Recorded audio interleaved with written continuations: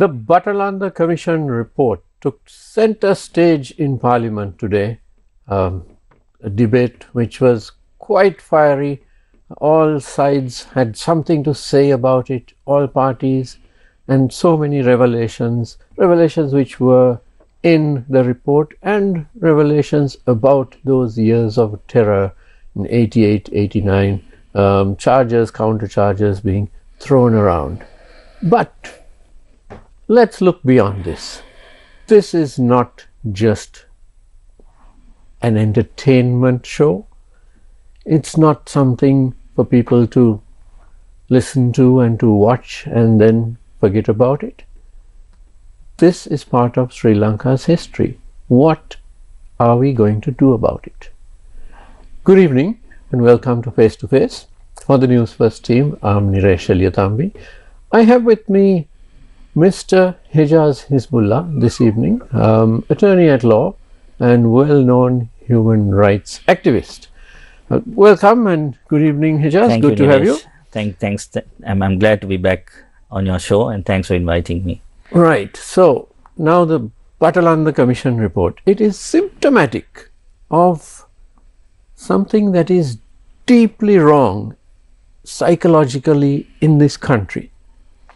We who revere our departed family members, we make a hue and cry about, anyone dies, there's so many rituals, alms givings, every year for, even 100 years we will remember their birthdays, their death anniversaries, their graves are tended to, candles lit, everything is done.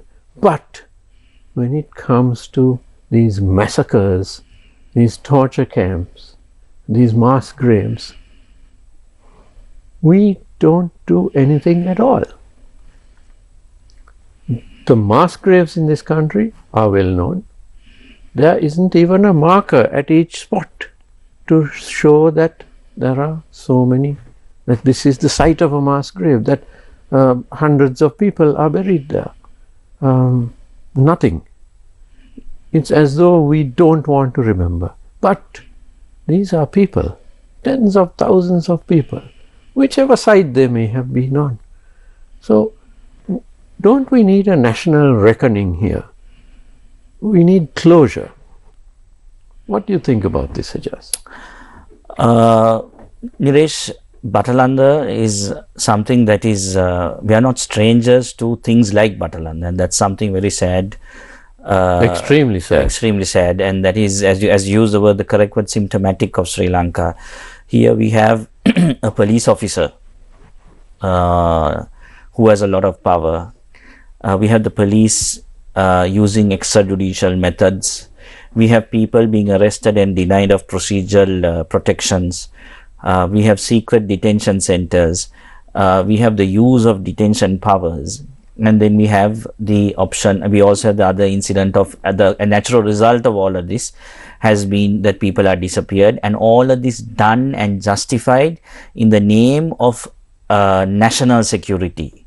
And then we move on to the fact that despite the lapse of almost more than 33 decades, that there has been no justice, there's no accountability, and also we have political opportunism, that Batalanda, like Tajuddin and like Lasantha and like so many else that happens in this country, serious criminal conduct that goes unpunished but remains in the headline for political opportunity and for political points.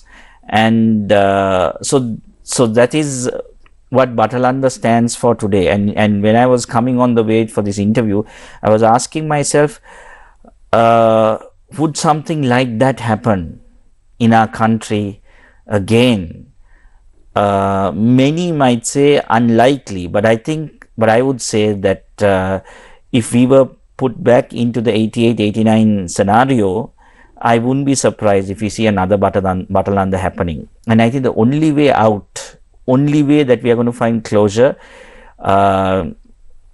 is by justice, is by a process that attempts to find those involved guilty and punished for their conduct.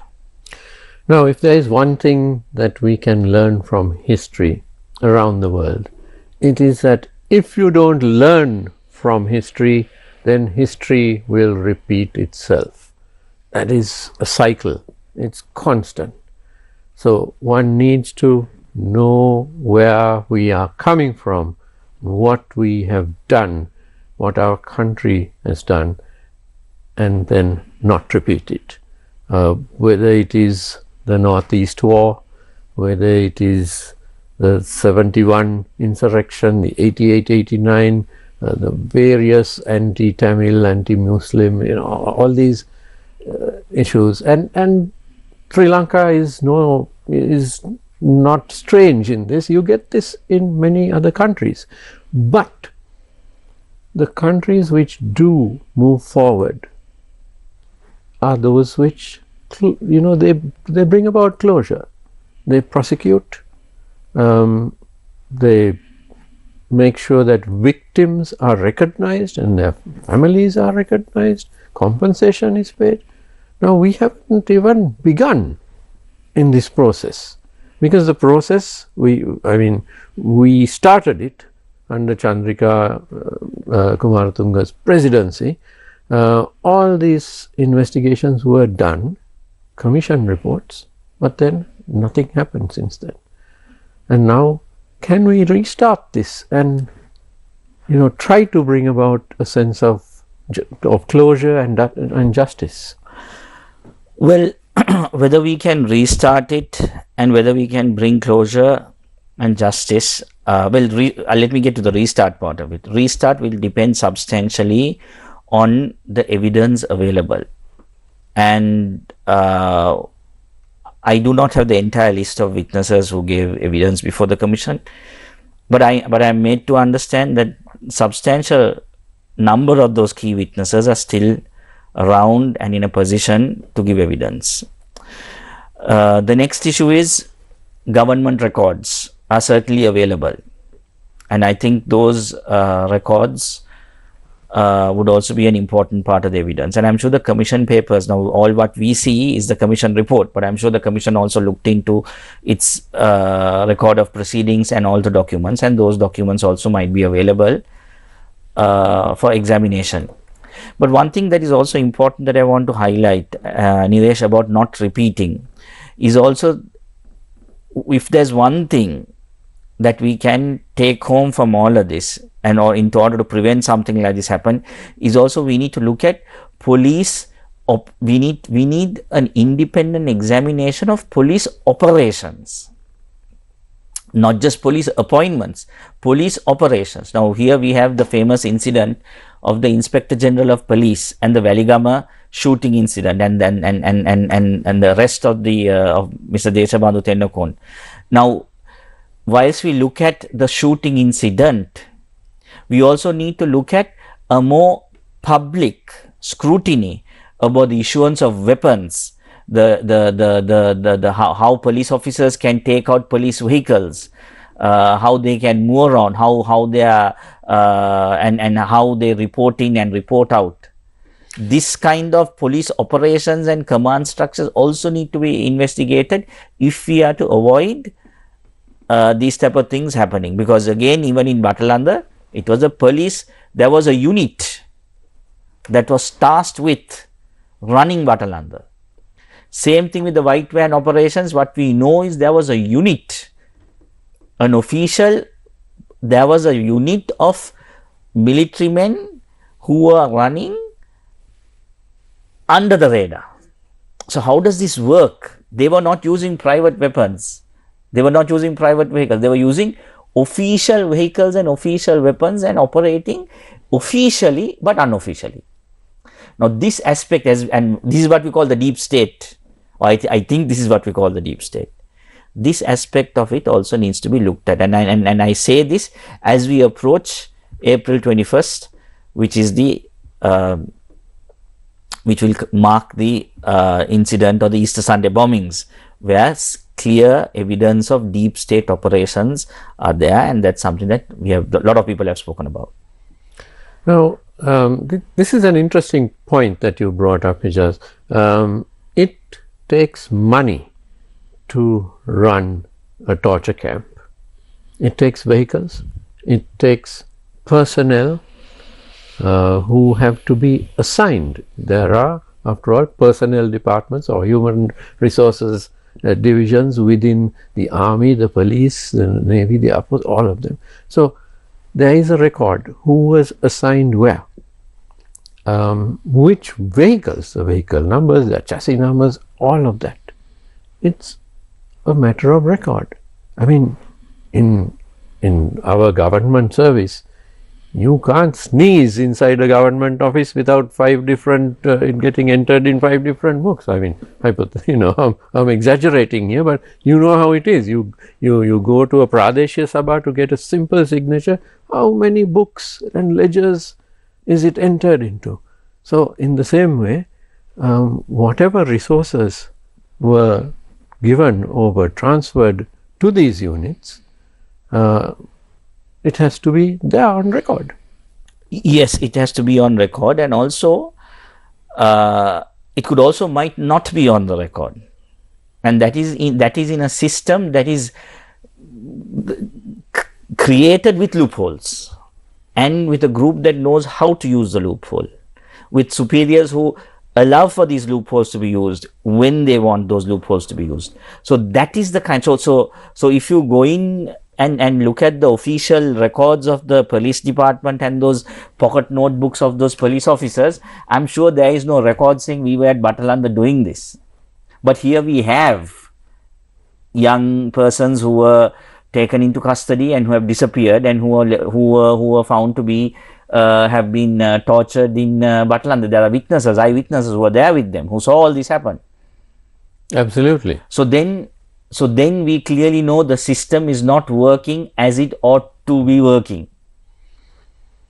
So there are loopholes, and that is the part of this examination that also needs to take place. And this is not just Batalanda, but if you take every act of serious crime that happens in this country, where there are paramilitary groups, units within the government that's operating under the radar, then you see this type of operation that is official, but that doesn't look official, but it's also official, working for the at the behest of a government, using government or military police command structures. Absolutely. And the amazing thing to me is these units are very public as well, but there is no one answers for their crimes. I mean, if you take, there was something called the Tripoli platoon in the army, which was supposedly under the military intelligence, and the revelations which came, I mean, during the Yahapalan regime and all that, these revelations came out that there was such a platoon, and this platoon was involved in so many assassinations for political purposes, which basically they targeted journalists, they targeted activists, politicians, and this is an official unit. But again, I'd like to know, is there actually officially such a unit, Tripoli platoon? Was it gazetted? Who set it up? Who are the personnel who were assigned to it, the vehicles, the weapons? And how did they get away with it? And how did they get away with it? The Ministry of Defense needs to answer for that, no matter that it happened decades ago. Then you have these paramilitary groups that the unofficial death squads, which were very public. You had the black cats. I mean, when I was just cutting my teeth in journalism, the black cats were around. We journalists at the time, we got threatening calls. The callers would say, and there was no call identification back then. So you get a call and you are told the black cats will come to your house. So if you don't, if you keep going and making these revelations. So, Black Cats was a brand name, then you had something called the PRA, PRA, People's Revolutionary Army.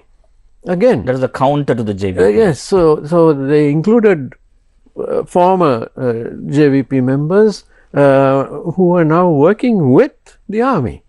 Then you had the notorious white vans, which were during the Rajapaksa regime. Then you had Karuna and Pillayan and their cadres who, after they broke off from the LTT, they were working with the army. So you have all these paramilitary groups which, they were using taxpayer funds. So there needs to be, as you said, a deep investigation into how this is happening. Because otherwise, even today, any government could just, today, 10 years from now, any government could do exactly the same. And this examination need not be at a public level, because obviously there will be people who will be saying that these are sensitive information. But at least at a parliamentary level, there must be a standing committee or some sort of sectoral oversight committee that looks into these type of incidents and how the police and the army operate. How they operate and how they're able to allocate funds and how they're able to allocate resources, how those resource allocations are happening and who is and how those operations takes place is something very, very, very important. Absolutely. Because, from a funding point of view, this is Parliament allocating funds for the police, the army, whatever, and those funds getting siphoned off into political agendas. But more than that, what you're saying is the standard operating procedures of these forces need to be looked into. As you said, how does a police officer take a vehicle out from a police station and then go and use it for the purposes of a torture camp? Or even today, where thankfully there aren't any torture camps, but still, is there a track of official vehicles, police, military and so on? Because remember, the notorious white vans, we never found the white vans. Where are they? Assuming that they were vehicles within owned by the army. But which, what are the number plates? Which vans were used? Or would they use any old vehicle? We need to know the details of this. You're right, Nilesh.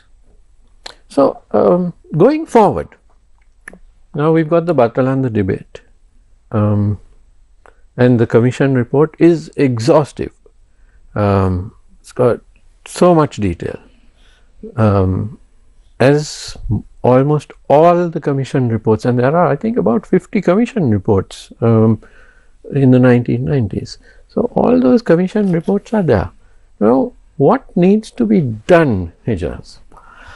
Well, the commissions functioned as a fact-finding mission to discover what happened at Batalanda outside the four corners of the Criminal Procedure Code. The commissioners at Batalanda were all criminal lawyers. Justice Jayavikrama, Justice Nimal Disanayake and Mr. R.I. Obesekar. Mr. R.I. Obesekar was a leading criminal lawyer at that Absolutely. time. And if I remember correctly, it was prosecuted by Mr. Yasantha Kodagoda, who I think is the Supreme Court judge and of course a very outstanding criminal lawyer. No, absolutely. The judges and senior lawyers who were assigned to all these commissions, I knew many of them personally. They are the finest. And the most experienced.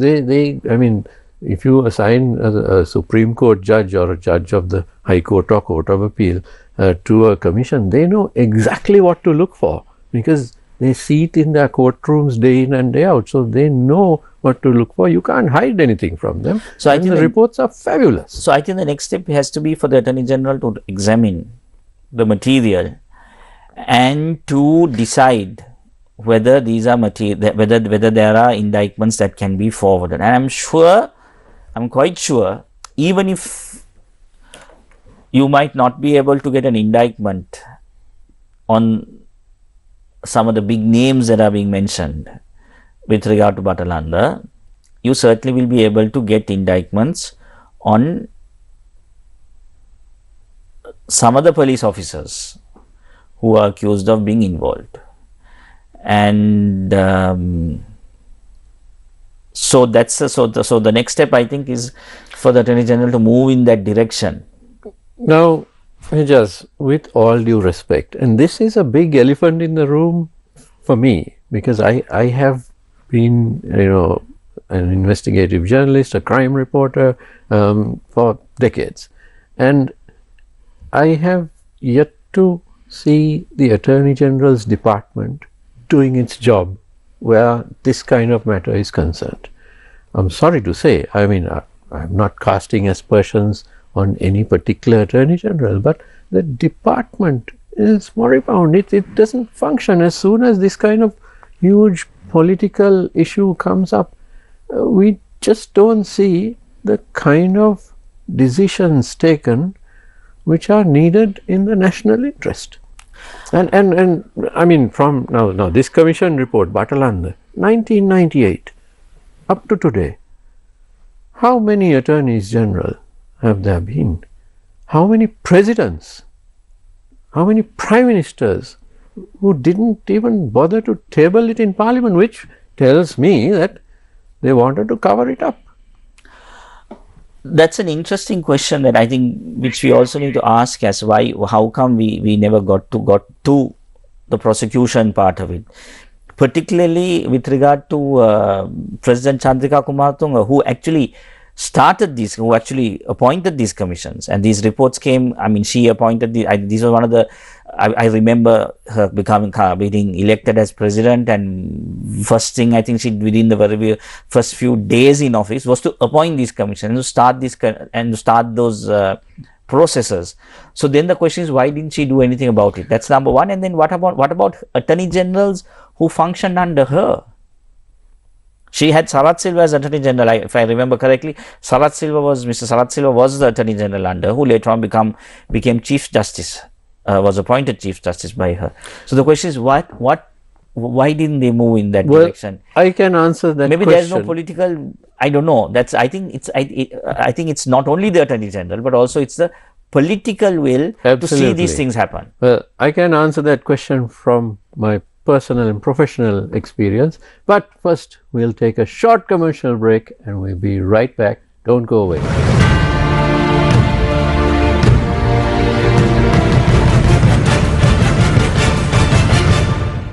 ඔබේ ගමේ නගරේ දේශපාලනයේ හෙට දවස සතිය දිනවල සවස 6:30ට Solomon's strict rule. The little rubber that draws.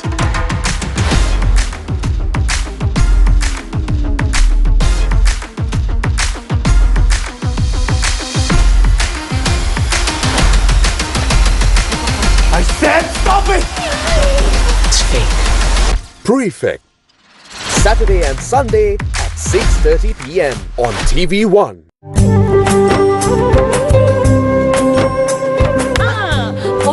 මෙදාසරෙත් අවුරුද්දට අපි එනවා කන්තලේ මධ්‍ය මහාවිද්‍යාලීය ක්‍රීඩාංගණයට අප්‍රේල් 19 දවස පුරා අවුරුදු සිරියෙන් පුරවන්න ඔයාලත් එන්න අවුරුදු කුමරා කුමරිය බයිසිකල් ධාවන තරගය ඔරුපැදීමේ තරගය සහ ජන ක්‍රීඩා රසක් සමග කුරුණෑගල බැජී සංගීතයට ජනප්‍රිය ගායක ගායිකාවන් ගී ගයන නැගෙන හිරට අවුරුදු අප්‍රේල් 19 වනදා දවස පුරා Kantale මැදි විදුහල ක්‍රීඩාංගණයේදී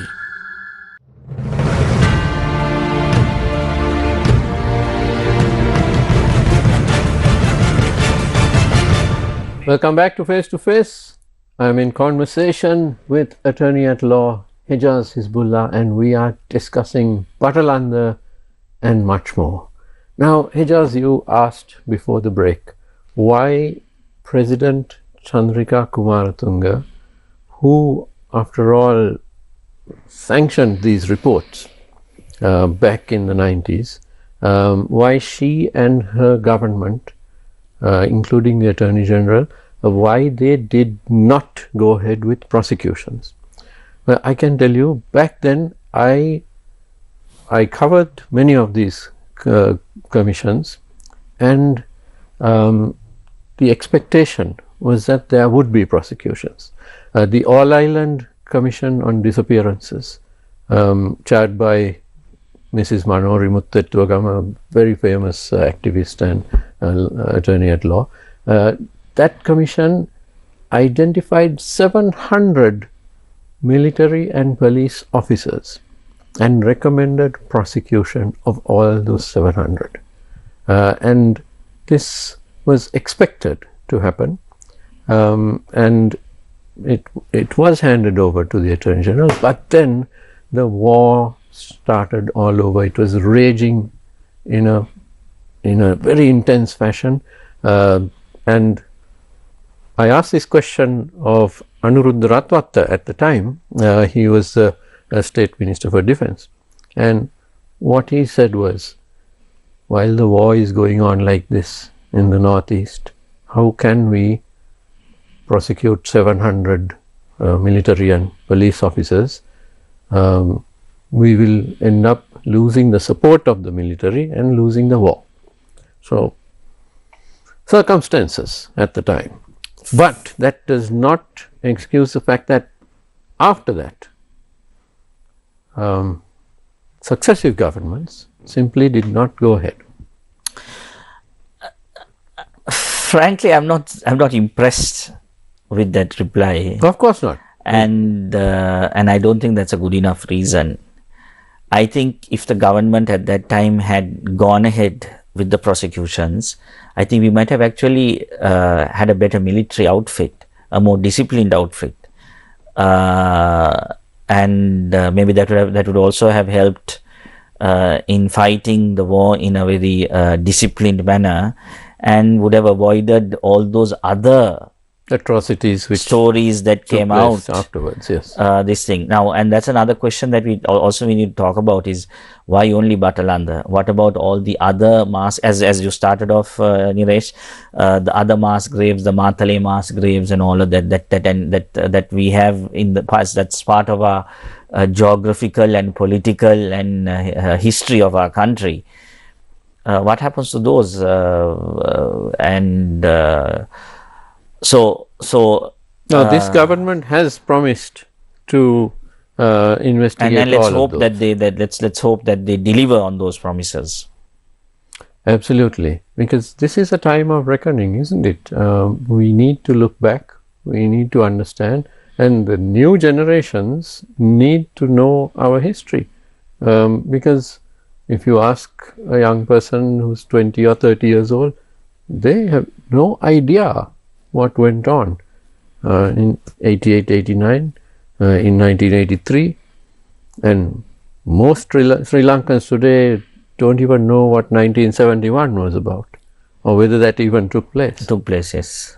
So we teach our children ancient history, King Vijaya and all that, but not contemporary history, what's happened since independence. Good point. Actually, we don't talk about contemporary history because we are uncomfortable talking about contemporary history. But on getting back to the Anuruddha Ratwatta explanation that he had given you, it also shows how much we are willing to sacrifice for national security. So-called national security, and how much we are willing to give up for national security. We recently had this incident about the sticker incident on a young boy who was arrested. Again, lots of people were justifying the reuse of the PTA for something like that, again in the name of national security, and this national security argument that we must allow the military to do what it needs to do, no matter what the consequences are, is I think we need to get out of that mindset. I mean, when you study the military history of the world, no military in any country should ever be given that kind of power. I mean, we know what the US military did in Iraq. We know, I mean, the atrocities. We know what the British military did in Kenya in the 1950s and 60s. You can just go on and on and on. Every country's military, when given excessive power, you end up with disaster, because they are not fit to wield such power, and that's why you need to control them. But as you said, with this so-called national security umbrella, anything goes. Exactly, and the unfortunate thing is that because we live in a society that's where there are divisions and suspicions. Victims of these excessive powers are always our own Sri Lankan nationals. Absolutely. There's a saying that every country needs a good enemy. But in Sri Lanka's case, our geography puts us in a position where, well, India is the only neighbor. And yes, there's plenty of anti-Indian sentiment which has dominated over the decades, but you can't exactly fight India militarily, so we tend to divide amongst ourselves and go after fellow Sri Lankans. Unfortunately. And that's all political, isn't it? It's all for political reasons. So in the end, it's the political parties which are responsible, don't you think? Yes, yes. Now, going forward, after the Batalanda debate finishes in Parliament, then it's handed over to the AG.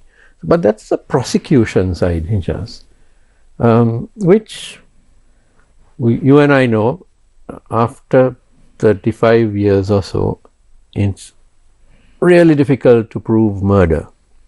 And I mean, it's difficult even after a year or two, because evidence vanishes, witnesses can't be found, witnesses die, it just recedes. And there are also newer cases, so the amount of resources one can put into such investigations are limited. So the convictions may or may not happen. Prosecutions may or may not happen. But what about we as a people? How do we come to grips with what happened? On this question of prosecutions, Niresh, even though there has been a lapse in time, if the evidential material has been well preserved and is strong, then certainly you can bring home a conviction. A resourceful prosecutor who knows what he or she is doing will certainly be able to bring a conviction home if the evidential material is, there's cogent material, and I'm sure, mere lapse of time would not decrease its strength as such, because most of these would be documentary evidence and eyewitness testimony. And if there's a strong eyewitness testimony who can clearly, I'm sure, who remembers what exactly happened, even after so long, I think you can bring home a conviction. So let's not be entirely hopeless. Let us not be entirely hopeless. That's number one. What do we do as a group of people, as a nation, to fix this? Well, certainly that's not exactly my field to answer. As a lawyer, I have always found the process of finding out the truth has been very therapeutic and to be able to give closure, even if that does not result in punishment. Even if there is no accountability, even if somebody does not say, no, yes, I did it, and faces consequences for that, at least knowing what happened helps people find closure, and also for us to be able to learn lessons to avoid it in the future. Now, the question about Batalanda is that as a country, we know something happened, we know something wrong happened, but we do not know who did it and how they did it and for whom they did it and why they did it. So those questions are the questions where the lessons are.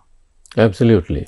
That's where the lesson. Merely knowing that there was an incident where there was several people is not a lesson that we take home. The lesson we take home is who was involved, how did they do it, why did they do it. I mean, those are the more nitty-gritties, the real details. And I think that's what we need to know. And that's what I think even in Parliament, I think the report has been tabled. But apart from the political maneuverings and the political points that people were trying to score, we don't see that kind of discussion happening. And that's the kind of discussion we need to have about these incidents. Even if you take the Tajuddin murder case, how is it that the judicial medical officer managed to give a wrong report? Well, right? I mean, where is the checks and balances? Exactly. Where is the scrutiny? Right? Because in that case, it was very clear. I mean, when you torture a person, it leaves very visible marks on a body. Broken bones, burns on the skin, various wounds, the internal bleeding, all those things. I mean, any ordinary doctor can take a look and say, this person has been assaulted or tortured or whatever. And JMOs especially, that's their bread and butter. So when a JMO, as in the Tajuddin murder, turns around and says, no, this was an accident, he drove his car into a wall and it burst into flames. I mean, that's part of the whole crime, isn't it, to cover that up? I mean, we need to know, why did he do it? Who called him? Yes. What were the calls he received? Who were the people he spoke to? And who looked at this report? Does he do it alone? I mean, these are the questions as to how these things get enabled. Absolutely. Those are the types of questions and answers that need to be in the public. I'm sure the answers are there, and I'm sure there are people who know these answers. But it's just that we do not have it. It's not something that we all know about, and that we as a country can see, well, yeah, this was wrong and this is how it happened, and we should not happen again. Now, this is the so-called deep state at work, which you mentioned. But the deep state is sort of a bogeyman. It exists in many countries. It exists where it's part of the state, and not only the state. It includes individuals outside the government who all get together and they take decisions which are not what they are expected to do. It's extrajudicial. But at the same time, Hejaaz, we as journalists, we fight this deep state every day. I mean, let's take the Lasantha Wickramatunge the murder, assassination. I mean, it was very clear what happened. But once again, the JMO initially said that Lasantha had been shot.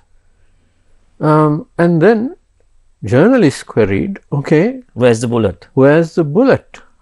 What size of bullet? Then you know what type of gun. And lo and behold, no bullet. So then the journalist questioned the JMO and asked, was there an entry wound and an exit wound in his head? No exit wound. So then the bullet is in Lasantha's And no, I mean, there's no bullet. And then the story was changed, that he was not shot, he was stabbed with some kind of special weapon, yes. which again, we as journalists, we know this weapon, which is used in the army.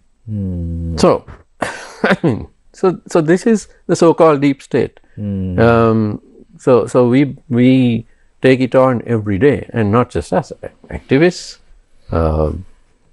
lawyers, judges, all part of taking on this, and even auditors, auditor generals, all of them. And so it's not, the deep state is not something which is, all powerful. It can be cracked. It can certainly be cracked, and especially when a new government has come in. So one, I think, needs to take a good look at who was in this deep state operation throughout the decades, don't you think? Yes, absolutely right. And you're right. I mean, part of the fact that we are in a position to talk about these things, and the fact that we have come this far, is also because people have been fighting for these issues, and who have been talking about it and writing about it. So yes, and that needs to continue. Absolutely. And of course, in today's social media era, it's a lot easier to get this kind of information out into the public domain and get a discourse going. It's not just the lawyers and the journalists who are trying to figure out what's going on. Every person in the world has an opinion on what's going on. Whether it's a correct opinion or not is a different matter. So it's very difficult to hide all these things. You're right. Yeah, which is good. I mean, social media is a wonderful thing. When social media first came on stream, many people asked journalists like myself, who are from a different era, now what are you going to do? Your job has gone. Everybody is a journalist. And we said, no, we welcome this. Now everybody gets involved. Very simple. So, I mean, the level of accountability, transparency, responsibility, it's all gone up now. So we can certainly expect a lot more to come of this, don't you think? Yes, social media has certainly made conversations, information much more easier to transact. But at the same time, I think it has also made the concept of being trending and the search and the pursuit of going viral has also, I think, prevented us from having deeper conversations. And that's where I think standard or the regular media institutions like where we are now needs to play that important role. Absolutely. Yes. We continue to guide that discourse. Yes, and that conversation, to keep having those conversations going. And I think this is the whole, as I said, Niresh, Batalanda, it's a good thing that we are talking about Batalanda, but let's us also talk about it not just about Batalanda, but also as it being symptomatic of a lot of things that ails our country. And trying to find lessons as to how we can not just lessons for us to punish those involved, but also lessons to prevent these type of things happening in the future. Absolutely. And I'm afraid we are out of time, because we could have carried on this conversation for a lot longer, believe me. But we will be covering this in depth as the days and weeks go by. We at Newsfirst don't give things up like this. We don't forget these things and let it go. Right. My thanks to Mr. Hejaaz Hizbullah, attorney at law, for his excellent views on this subject. And we will have you back once again as things develop. Hejaaz, thank you for being with us. Thank you for inviting me. And thank you to you at home for watching. Don't go away because the news is coming up next. Have a great evening.